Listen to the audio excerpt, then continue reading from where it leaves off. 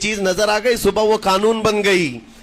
تو یہ تو سلسلہ چلتا تھا پوری دنیا میں، اور آج بھی دنیا اس بات کی قرضدار ہے کہ حقیقت میں سیاست کسی نے سکھائی ہے تو وہ عمر ابن خطاب کی سیاست ہے، صدیق اکبر کی سیاست ہے.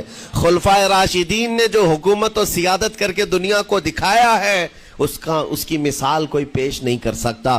اسی لیے ہمارے اس دیش کے جانتے ہیں جن کو موہن داس کرم چند گاندھی کہا جاتا ہے، گاندھی جی کو آج سارے لوگ یاد کرتے ہیں.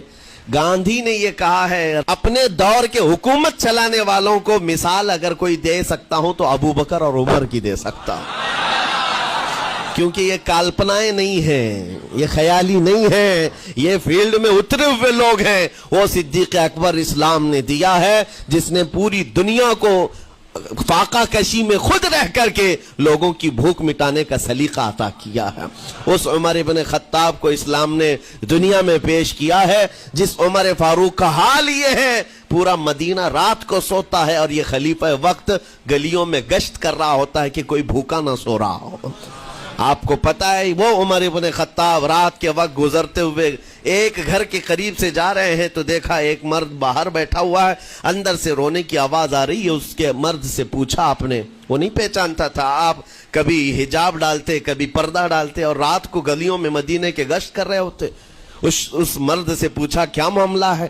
کہا کہ میری بیوی کے بچے کی ولادت کا وقت قریب آ گیا ہے، درد ذہ میں مبتلا ہے اور گھر میں کوئی نہیں ہے، تکلیف ہے.